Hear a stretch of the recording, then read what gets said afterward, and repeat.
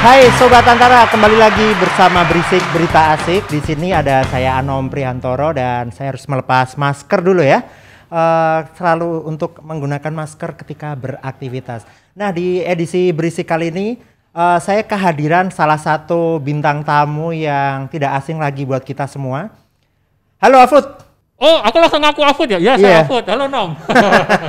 Oke. Agak aneh saya jadi di sini Nom. Aneh ya, karena biasanya kamu berada di daerah kontrol sini yang Kamu ngambil jatahku. Tapi karena kayak kamu, aku copot dulu deh. Oke. Ya. Kamu suaranya agak ngebeb nggak jelas gitu, jadinya harus Iya, dibuka. saya nggak tahan bau saya sendiri juga. Oh ya, Afud Safril ya. Ini biasanya menjadi podcaster yang duet bersama saya. Tapi kali ini sangat beda karena dia harus hadir untuk menjadi narasumber kita. Ya, saya sebenarnya nggak pengen jadi narasumber di sini, tapi karena keadaan awalnya saya coba-coba. Tapi ya udahlah. Oh ya Fud, bisa cerita sedikit nggak sih gimana perasaannya absen beberapa episode di Take Berisik kita ini? Rasanya hampa ya, karena tanpa podcast saya bukan apa-apa. Gitu. Wow, emang kamu nggak ada kerjaan lain? Nggak ada mas, nggak ada mas. Saya dibayar untuk ini sekarang. Oh ya Fud, ini kenapa kamu bisa absen di edisi podcast Berisik kita untuk beberapa episode nih? Baik, saya absen selama 3 minggu lebih. Waktu itu dapat tugas baru mengambil kitab suci. Wow. Yang intinya ya saya positif COVID-19. Oh, positif terinfeksi COVID. Wow. Saya akhirnya mendapatkan dan menjadi bagian sejarah. Wow. Bahwa COVID itu ada. Oh, jadi kamu menjadi bagian dari orang yang tercatat dari 100.000, 200.000 sekian orang Indonesia terinfeksi ya? Yang awalnya, COVID, tapi begitu kena, agak ngeri juga. Oh ya Put, itu kan kamu ketika pertama terinfeksi gitu ya, kira-kira gimana kamu cara memberitahu? Oh ya dikasih efek ketawa dikit toh, biar lucu. Saya takut salah tombol. Oh iya, yang kuning. Oh yang kuning. Nah kan, yang kuning, nah amatir. Maaf ya teman-teman. Oh ya Put, gimana tuh? Keluarga bisa atau teman-teman di sekitar kamu kasih tahu bagaimana kamu terinfeksi COVID ini? Saya orangnya jujur ya, maksudnya ketika saya terinfeksi dan saya swab pertama itu, oh gini toh rasanya positif. Takut juga ya, maksudnya takutnya ya, wah ya ini COVID, akhirnya aku kena lah. Tapi saya mikirnya ini saya harus ngomong ke siapa ya gitu. Saya harus diam diri kah atau harus lapor kemana? Tapi karena ya demi menjaga orang-orang yang terdekat saya ya agar nggak tertular semakin meluas dan ya akhirnya ngomong. Aku juga ngasih tahu kamu kan waktu itu. Iya ngasih tahu lewat Japri ya, Nom, WhatsApp gitu ya. Banyakin zikir Nom. Oh ya. Nom bentar lagi loh. Oh ya ketika kamu ngobrolin sama teman-teman kamu, keluarga dan orang sekitar, kamu ngobrol sama Tuhan nggak? Tuhan yang ngobrol sama saya. Iya Tuhan ngobrol ke kamu melalui infeksi itu ya? Iya ngomong ini. Oh kamu positif loh, dikasih ini. Ini berkah atau bencana ya? Ya pasti bencana lah. Tapi di sisi lain saya juga jadi lebih mendekatkan diri. Oh jadi ada... Ya karena kita nggak tahu waktunya kapan kan. Yeah. Wah jangan-jangan bentar lagi nih. Maksudnya bentar lagi aku istirahat atau apa gitu. Tapi ya cukup mengguncang pengalaman karena apa ya biasanya kan kita cuman menulis berita, menginformasikan jumlah yang sakit, jumlah yang sehat. Ya sekarang aku menyumbang jumlah itu. Oh ya bisa sedikit cerita kronologi kira-kira nih karena COVID ini menginfeksi siapa aja di mana aja. Iya. Kira-kira pertama terinfeksi itu di mana kenapa? Ini agak susah ditelusur karena pekerjaan kita kan orang lapangan ya. Yeah. Kita selalu liputan, selalu di lapangan, selalu bertemu banyak orang. Tapi gejala saya ngerasakan waktu itu setelah H+2 setelah ada demo undang-undang menolak Omnibus Law. Meligus Law itu loh. Oh ya Meligus Law. Ya, kayak nama penyanyi ya. Ya mirip lah. Oh, itu mirip. Setelah saya melewati demo-demo itu tuh 2 hari saya ngerasa kok badan saya agak nggak enak nggak seperti biasanya gitu dan itu kayak saya merasakan pertama kali sensasi seumur hidup baru kali itu. Sensasi seperti apa itu? Itu kan kayak masuk angin, demam, pilek gitu kan? Ya. Masuk angin sih saya sering ya ketahuan saya sering masuk angin. Orang kampung ya?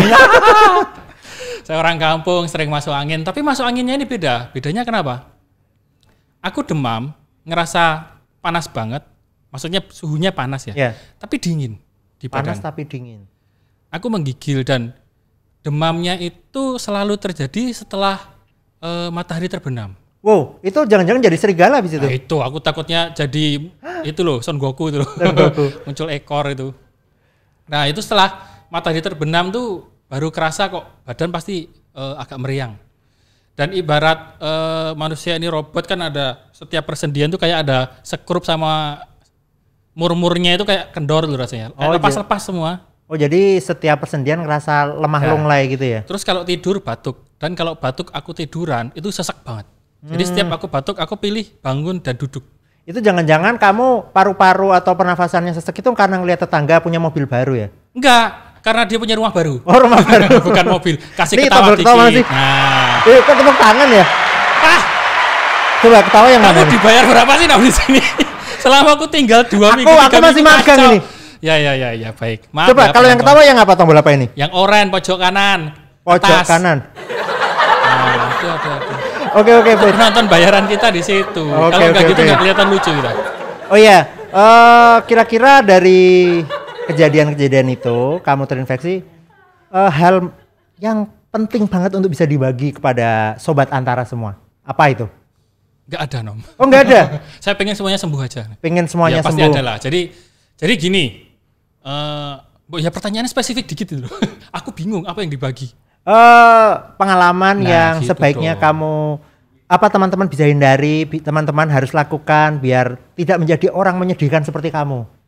Aku nggak menyedihkan, menjijikkan ya. Kok kali ini pas ini? Kali ini pas efeknya. Jadi ketika aku positif, itu hanya ada 2 hal yang kupikirkan. Apa itu? 1, aku isolasi di mana? Yang kedua, asuransiku udah cukup belum ya? Asuransi? Emang belum dibayar? Asuransi kayak misalnya aku bablas atau gimana gitu, udah aku siapkan kan? Kau kaget? Aku nggak kaget karena aku tahu kamu mau mencet apa. Oh iya. Jadi isolasi itu isolasi mandiri atau di rumah sakit kan? Ya karena kita tahu dan sering baca informasi ya bahwa katanya kan kalau Pemda Jakarta kan tidak ada lagi isolasi mandiri, ya nggak sih? Tapi kan kamu bukan orang Jakarta. Bener juga ya. Tapi aku kenanya di Jakarta. Oh iya. Ya kan? Kerja di Jakarta, aktivitas di Jakarta. Ada apa namanya? Kamu aku berpikir? Mau ngomong nih, jadi nggak? Saya potong dulu. Oh iya udah. Jadi kamu berpikir akan diisolasi oleh pemerintah daerah setempat ya? Iya. Dan sebenarnya secara pribadi aku lebih memilih isolasi di rumah sakit atau di mana waktu itu. Pokoknya nggak di rumah. Tapi ternyata ada hal yang membahagiakan sekaligus agak mengejutkan juga bahwa istri saya juga positif. Tapi positif hamil. Alhamdulillah. Nah, itu bukan positif COVID ya? Ya tepuk tangan kalau alhamdulillah tuh malah kuek. Gitu loh. Itu efeknya. Oke. Jadi istri saya hamil, kan kita tahu ya orang hamil itu kan lebih rentan kan kalau kena COVID. Padahal kita satu rumah. Ya. Nah, saya bingung. Jadi pisah ranjang ya? Ya. Oh ya. Pisah ranjang dalam arti yang ini loh, jangan doain yang. Loh, kan kamu ngomong bener. suka bener loh. Iya. Kalau ngomong suka bener. Jadi itu yang saya pikirkan bahwa kalau saya isolasi mandiri, istri saya gimana? Padahal lagi mual-mualnya itu, lagi semangat-semangatnya mual gitu loh. Ya. Butuh bantuan, butuh pendampingan seorang suami gitu ya? Atau jangan-jangan sebaliknya ya. Istri saya lebih senang kalau saya nggak di rumah. Enggak, jadi istri saya sedang mual-mualnya dan nggak bisa makan, nggak doyan makan, mungkin karena hamil ya. Terus saya bingung. Dan saya tanya, kalau saya tinggal untuk isolasi mandiri gimana? Dan ternyata dia juga agak takut, nggak berani di rumah kan. Saya kemudian konsultasi ke dokter. Ini gimana dok, posisinya saya positif COVID, tapi istri saya juga sedang hamil muda. Dokter ngasih 2 pilihan, Mas ini kamu harus diisolasi karena lebih bahaya buat bayi dan ibunya. Saya sepakat dok, tapi kondisinya kayak gini, kita nggak punya keluarga yang bisa membantu atau gimana. Sampai akhirnya dokter memberi saran, oke mas, kalau istri setelah di swab, saya juga otomatis minta istri di swab juga kan ketika saya tahu positif. Istri saya tolong di swab juga ya dok, biar saya tahulah paling nggak keadaannya gimana dan harus seperti apa. Dokter bilang, kalau istrinya negatif, boleh isolasi mandiri, tapi benar-benar harus menjaga protokol kesehatan itu 100%. Okay. Dan ternyata alhamdulillah istri saya negatif. Di situ saya langsung berpikir, ya alhamdulillah lah, nggak tertular saya. Dan saya benar-benar nggak satu ruangan, nggak satu rumah. Saya isolasi mandiri itu benar-benar di dapur. Jadi saya kitchen man. Kamu ngapain aja di dapur? Ya kayak tikus itu. Oh, menggerutu, iya. Apa namanya? Cicuit, meong-meong. Kamu menggiling makanan-makanan yang enggak ini? Iya, kenapa saya pilih di dapur? Kok kamu nggak tanya itu sih? Perasaan pertanyaan tadi ada? Nggak ada. Oh, nggak ada ya?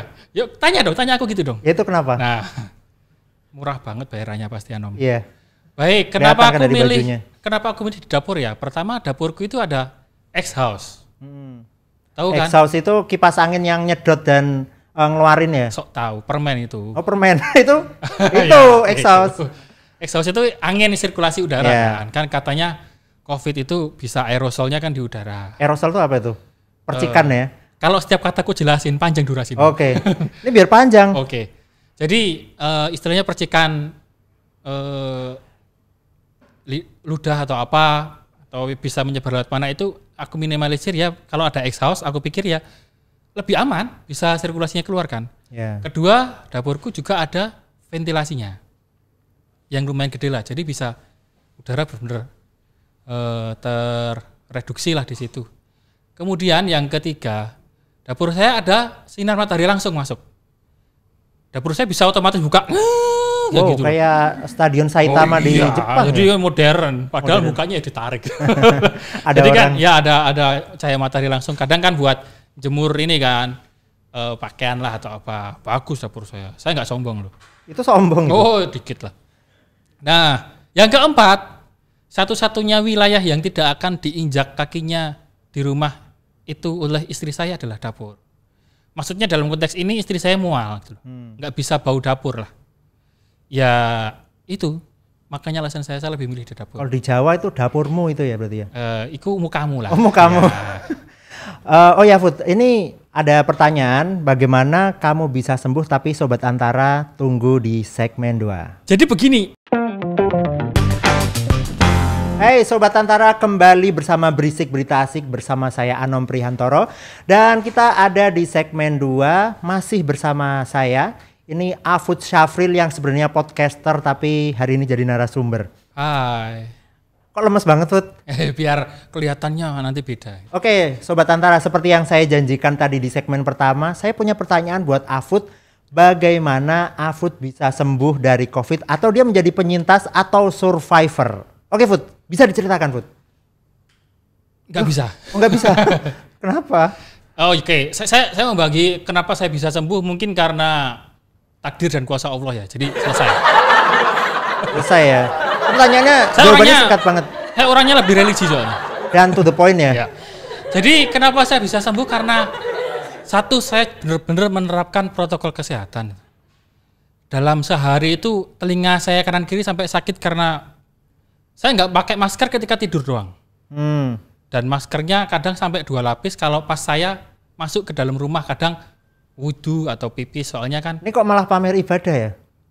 Ya karena kan nggak pamer, cuman ya biar orang tahu aja. Biar orang tahu kalau kamu sholatnya rajin, wudhu, menjaga wudhu gitu ya. Saya lebih sering baca Quran ketika COVID itu. Sekarang enggak? Isolasi. Sekarang nanti baca, jangan gitulah. Saya nggak tahu kan kapan dipanggil kan. Oh iya. Saya siap-siap aja.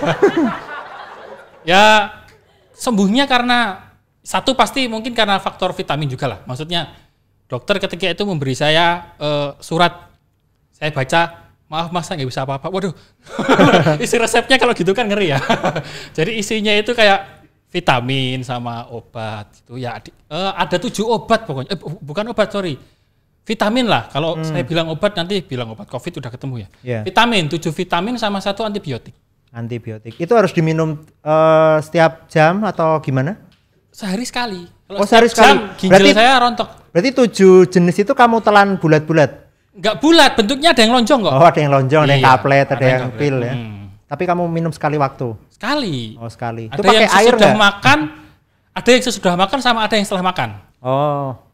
Ada yang... Kok nggak ketawa sih, itu sama loh artinya. Coba jelasin. Ada yang sesudah makan, ada yang setelah makan. Lucu. Aku pikir itu sebelum makan dan sesudah makan. Oke. Gitulah. Kamu nggak sama. Loh, malah salah. Salah pencetan. Jadi begitu ada 7 vitamin yang aku konsumsi. Kebanyakan vitamin E, vitamin C, terus zinc, sama vitamin apa ya itu? Pokoknya pahit. Oh ya, Food itu ada vitamin E segala itu untuk kulit biar kamu shining, glowing and splendid ya. Karena aku lebih bersinar kan. Karirnya. Oh ya. Selain vitamin E. Oh berarti karirmu di kantor naik ya? Iya dikit. Oh berarti itu sedikit teguran buat. Oke, dari kita bahas Tuhan. nanti lain waktu. Oke. Jadi itu. Terus kemudian tips-tipsnya kalau isolasi di rumah mandiri ya. Vitamin tetap. Terus aku berjemur. Udah kayak bule kehidupanku. Iya. Pakai ini enggak? Pakai apa namanya? Lotion sunblock. Enggak perlu aku, malah aku buka semua. Oh, kulitnya mengelupas kayak ular. Kepalanya doang. Itu ketombe itu. Terjadi metamorfosis. Ya pokoknya berjemur terus semua teori-teori yang orang bilang mau pakai minyak kayu merah, minyak kayu hitam, kayu putih kali. Oh iya ya kayu putih. Sama kayu manis apalah itu.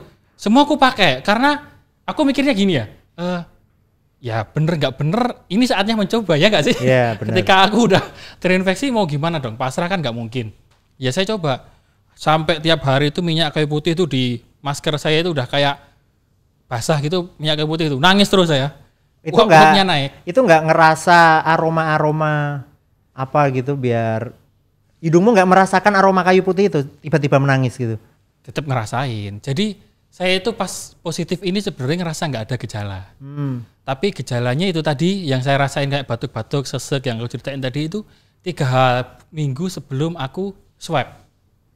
Mungkin pas swab itu residu aku terakhir positif kali ya. Jadi itu udah kayak hilang gitu. Cuman setelah itu ya aku benar-benar di rumah itu memakai protokol kesehatan itu semaksimal mungkin. Bahkan aku mau megang apapun selain yang di barang di dapur ya, itu pakai sarung tangan plastik. Sarung tangan plastik yang bisa beli di warung tetangga, apa gimana? Warung mana aja? Warung mana aja sih sebenarnya. Jadi kayak kemudian aku membeli salah satu, ini aku nyebut merek kayak enak ya, obat pel yang ada mengandung disinfektan itu. Oh iya. Yang ada di warung-warung tetangga dan warung tetangga juga. Kan bisa diutang. Ya, itu 4 liter lah, 1 liter, 1,5 liter ya itu. Jangan-jangan kamu campur ke minuman juga, lo malah menyimpang. Biar masuk ke dili, masuk ke sini hilang. Jangan dipakai teori itu ya. Yeah. Jadi setiap aku ke kamar mandi, mau cuman mandi atau buang air sedang, buang air kecil. Kok ada yang sedang segala ya? Ya dua-duanya kan sepaket sit. Kayaknya kamu makin cerdas setelah isolasi mandiri. Iya, aku banyak belajar di situ. Banyak belajar termasuk ada stigma dari masyarakat kamu dihindari gitu nggak? Sebelum COVID pun aku dihindari masyarakat. Oh, kamu jadi kayak sampah gitu ya, iya, sama masyarakat. Iya lagi. Saya ngerasa kayak gitu lah, tapi saya nggak berguna. Saat COVID saya ngerasa berguna. Saya share pengalaman saya. Oh gitu. Jadi gitu, setiap saya ke kamar mandi, saya semprot. Kan kadang kita mandi itu sikat gigi atau apa itu keluar di situ ya, maksudnya ya kamar mandi kan takutnya juga ada yang nempel virusnya di badan kan. Oh ya mungkin karena kamu di situ terus bernafas aerosolnya nyebar nempel di tembok. Itu aku semprot semua. Jadi tiap hari itu ada aku bersih-bersih kamar mandi itu 8 kali kayak di penjara dulu. Di film-film yang sering bersihin kamar mandi itu. Karena aku mikirnya kan kamar mandi juga dipakai istri saya kan. Istri saya aku nggak mau dong tertular kan. Itu saya bersihin terus di kamar mandi juga aku sediain semprotan yang lain sama plastik juga. Terus aku nggak banyak ngomong di rumah. Nggak banyak omong karena takut kan. Walaupun pakai masker, aerosolnya juga keluar. Terus semua perlengkapan mandi, perlengkapan makan itu khusus aku. Aku benar-benar kayak monster yang dihindari, nggak boleh kenapa-apa. Karena aku harus ngerasa seperti itu biar keluargaku dan tetangga-tetangga sebelah tetap safe tuh. Dan akhirnya setelah sekian lama di swab lagi, ya akhirnya di rumah semua yang dekat di rumah tetap negatif tuh, nggak tertular lah. Mungkin itu yang bisa dilakukan kalau teman-teman isolasi mandiri ya. Saya sih nggak doain teman-teman kena ya, tapi kalaupun kemungkinan terburuk kena, yang dilakukan mungkin itu tadi.